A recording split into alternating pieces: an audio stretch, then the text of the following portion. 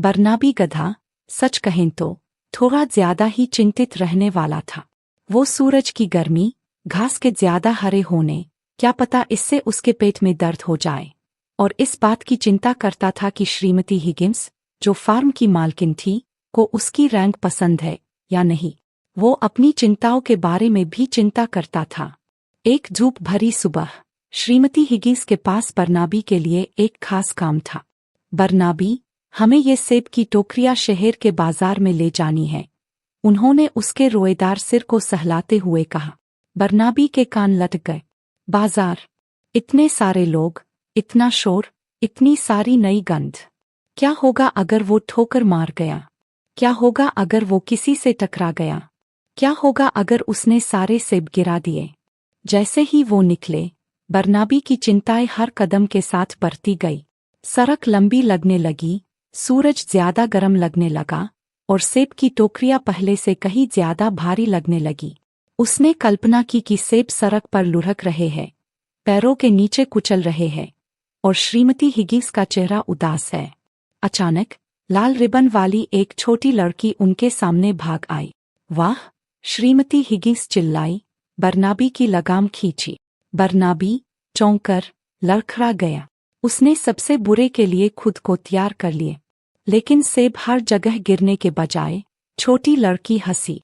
नमस्ते गधे, उसने कहा। बरनाबी की नाक सहलाने के लिए हाथ बढ़ाए। वो पहले तो हिचका, फिर लड़की का कोमल स्पर्श महसूस किया। उसकी खुशबू स्ट्रॉबेरी और धूप जैसी थी। ये थोड़ा घबराया हुआ है, श्रीमती हिगिंस ने मुस्कुराते हुए समझाया। ये बहुत सुंदर दिख रहा है, छोटी लड़की ने कहा, और फिर एक टोकरी में एक चमकीला लाल सेब दिखाते हुए उसने कहा, ये वाला बहुत स्वादिष्ट लग रहा है। बरनाबी ने पलकें झपकाई।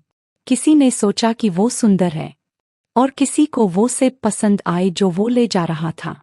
उसने अपनी छाती में एक छोटी सी हलचल महसूस की, एक ऐसी भावना जो चिंता नहीं थी। जैसे ही वो आगे बढ़े, बरनाबी ने उन चीजों पर ध्यान देना शुरू कर दिया जिन पर उसने पहले ध्यान नहीं दिया था।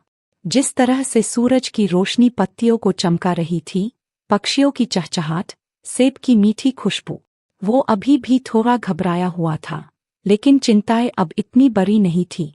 उसने एक छोटी सी हिचकिचाती हुई रैंक भी दी, और ये उतना भयानक नहीं लगा जितना उसने सोचा था। बाजार में ये व्यस्त और शोरगुल भरा था, जैसा कि उसे डर था।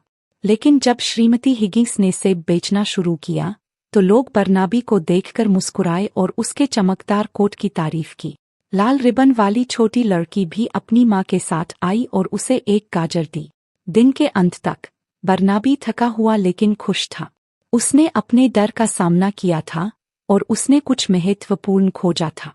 कभी-कभी जिन चीजों के बारे में हम चिंता करते हैं, वो उतनी डरावनी नहीं होती जितनी हम सोचते हैं।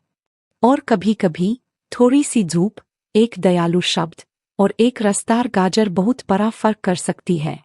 उस दिन से बरनाबी अभी भी थोड़ा चिंतित रहता था, लेकिन वो ये भी जानता था कि वो एक बहादुर और सुंदर गधा है, और इससे सब कुछ बदल जाता था।